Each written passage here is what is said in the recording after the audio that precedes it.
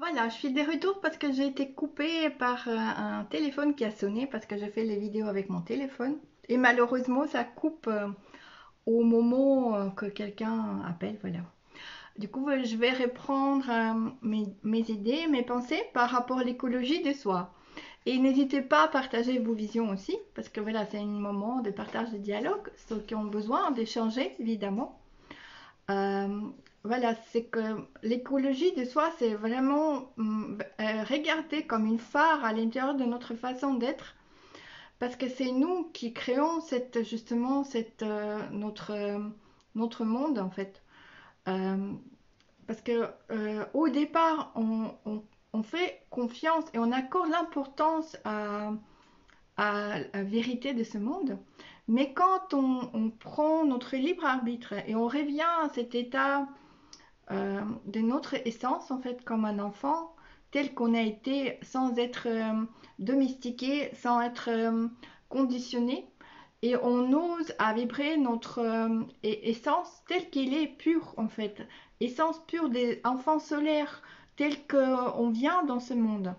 Bah, c'est là où on participe à cette écologie, écologie, nouvelle forme d'écologie, écologie des pensées, écologie de fonctionnement, écologie d'être, écologie de relation avec tout, l'écologie des relations avec un tout, relations avec notre famille, tous les noms de nos familles, à quel point on est écologique ou et n'est pas toxique avec la famille, écologie des relations avec des gens qui viennent à notre rencontre, avec les amis, avec le monde, écologie avec le monde, nous penser vers le monde tel qu'il est. Est-ce qu'on l'accepte vraiment tel qu'il est ou à chaque instant on crée les guerres, on crée la pollution par nos pensées qui sont polluants parce qu'on est dans la colère, on est dans le rejet.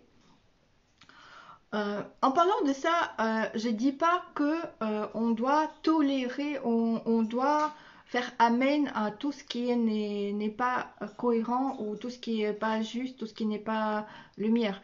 Non, pas du tout en fait. Par exemple, donner un exemple des ouvertures vers le monde et fermetures dans le monde. C'est qu'il y a des âmes qui ont ce courage d'ouvrir très très grand. Et du coup, quand ils ouvrent grand, ben, ils ont la capacité à filtrer et à une façon très grande aussi. Ça veut dire qu'ils ont une vision très claire vis-à-vis de ce qui se passe à travers cette ouverture. Et ils ont une capacité de dire oui et non assez rapidement parce qu'ils voient clair dans tout. Mais il y a d'autres personnes qui n'ont pas cette capacité de tout de suite filtrer et voir clair, bah, du coup, il ouvre petit. Mais dans son ouverture petite, c'est cohérent parce que c'est comme ça qu'ils apprennent de plus en plus ouvrir et fermer avec la fluidité. Parce que c'est un processus circulaire comme les lois de l'univers. On inspire, on expire, on prend et on expulse, on filtre. Donc la vie, c'est comme ça. Il n'y a pas d'autre processus. Le filtrage, c'est nécessaire. Donc du coup, voilà, j'ai parlé d'écologie. Et là, je dévié mes pensées par rapport à autre chose. L'écologie vis-à-vis de notre consommation, vis-à-vis de l'écologie, de se nourrir. Comment je me nourris? Est-ce que je me nourris avec les éléments qui font vibrer dans mon corps, qui me font une haute vibration dans mon corps? Ou est-ce que je me nourris avec les croyances que de toute façon, je n'ai pas le choix, il faut que j'achète des légumes qui viennent d'une fabrication hyper polluante avec les pesticides, etc. parce que je n'ai pas le choix. Parce que tout n'est que des croyances en fait. Je me souviens moi aussi quand j'ai commencé par cet apprentissage d'ouvrir et aller vers l'inconnu. Et quand mes pensées étaient oui, je mérite de me nourrir avec des bons éléments parce que mon corps en a besoin des bons éléments. Alors, même si je n'ai pas le moyen d'acheter des bio, mais en me faisant confiance que si je vais dans cette direction-là et je ouvre, alors je vais faire un saut quantique. D'abord, je vais acheter des éléments bio ou les éléments de ma région, des fermes qui le produisent autour de moi. Et puis ensuite, l'univers, il va me donner les moyens pour que je puisse continuer à alimenter cette énergie parce que c'est cohérent par rapport à mon cœur et ma vision des choses. Et effectivement, on nous demande à chaque fois faire un saut quantique en mettant le pied vers quelque chose que tu n'as pas encore. Mais ton âme, ton cœur, il dit oui, oui, mais c'est la vérité, c'est ça ce que je vibre, même si je n'ai pas les moyens, mais je dois me donner les moyens en allant vers l'inconnu, en allant vers le nouveau forme d'être, en allant vers un nouvel paradigme de notre conscience. C'est comme si tu fais un saut vers une élévation et puis hop, l'univers il te met plus haut. Et après, il te donne le meilleur en fait. Mais au départ, on nous demande de mettre le pied dans l'inconnu.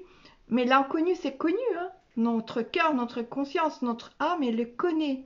Et une fois qu'on est là, l'âme, elle nous porte en fait. Et nous nourrit par notre meilleur à ces moments-là. Du coup, écologie de soi. Voilà, je voudrais lancer ça comme une sorte de réflexion pour chacun. Écologie de soi, écologie des pensées, écologie des actes, écologie des relations, écologie des paroles, écologie des regards lancés. Voilà, vers ce que tu connais pas, vers l'inconnu, vers la différence.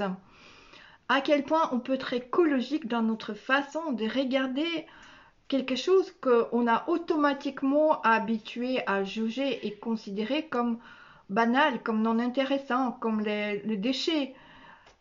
Allez s'intéresser à celui qui a besoin de ton aide. Va t'intéresser et fais ta écologie de tes pensées et tes actes à celui qui a besoin et qui attend pour que tu lui donnes ton amour, ton eau de source remplie d'amour. Voilà, et du coup, je crois que là, maintenant, dans cette deuxième partie, je peux la nommer l'écologie des nous, de notre conscience collective, en fait. Et je vous remercie à tous, de ceux qui sont là. Allez, Solia, c'est fou et génial car tu exprimes mes questionnements de ce matin. Ce matin, j'ai ressenti la nuit et j'ai médité là-dessus. Je suis une créative, une artiste comme toi et je voulais savoir d'où ça vient. En fait, on est tous interconnectés et surtout que voilà, on dit les artistes, bah, et c'est des armes fêlées, quoi. Ils laissent passer la lumière à chaque instant. Et pas que les artistes, parce qu'on est tous des êtres créatifs, on est tous des créateurs.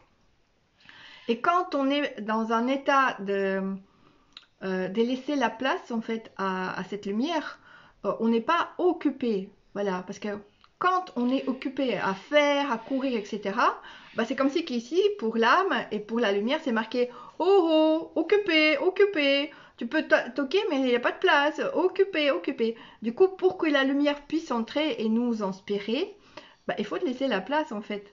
Il faut s'arrêter de courir, il faut créer le vide. Et tout à coup, on reçoit les pensées, on reçoit les messages et on est interconnecté. C'est tout nous parle, tout nous parle. Par exemple, aujourd'hui, il y a un chat qui dormait collé à ma tête. Bah, elle n'a pas arrêté toute la nuit. Elle me parlait en fusant des vibrations, des codes de l'amour en fait. Et du coup, peut-être c'est grâce à elle qu'aujourd'hui, voilà, toutes les clartés qui sortent et que j'ai besoin de vous les partager parce que tout est interconnecté. La nature, elle parle en fait. Et tous les enfants qui ont grandi dans la nature et qui ont pris l'habitude de contempler la nature, bah, c'est comme si ils ont pris l'habitude à voir et être guidés par sa propre nature qui est interconnectée à la source en fait. Qu'est-ce que nous dit notre déesse? Hein, Kia? Vous voyez Kia comme elle est sage. Et en fait, c'est son énergie qui aussi qui inspire cette nouvelle forme d'être fluide comme l'eau. Fluide comme l'eau. Nos pensées transparentes, l'eau claire, comme nos pensées claires. Et pas l'eau stagnante et puante. Parce que quand il n'y a pas de fluidité, tous les lots qu'on a barricadés, bah, ils commencent à puer en fait. Bah, nous aussi, notre écologie, c'est comme ça.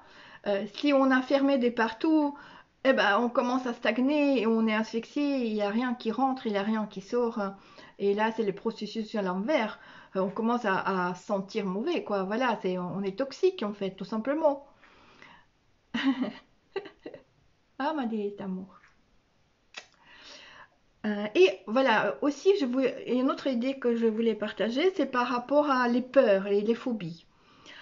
Parce que derrière les peurs et les phobies, il y a un énorme cadeau qui se cache derrière.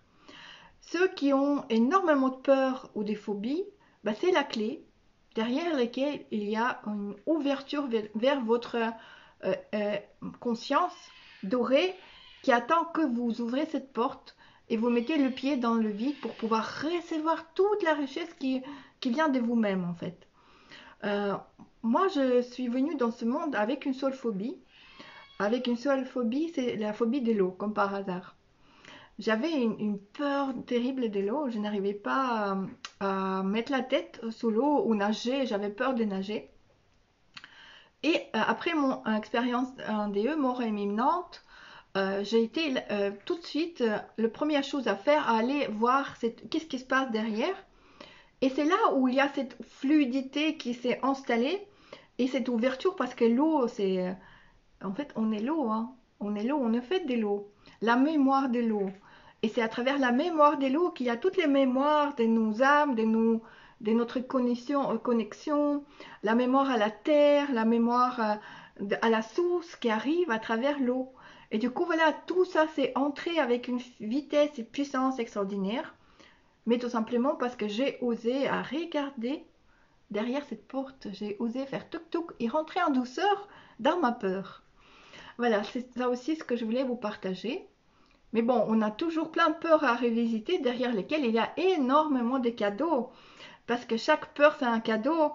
Chaque peur, il faut aller la voir, mais en douceur à chaque fois, avec humilité, avec tolérance vers soi-même et accompagné par les âmes bienveillantes et à qui ça fait plaisir d'être accompagné dans ta peur.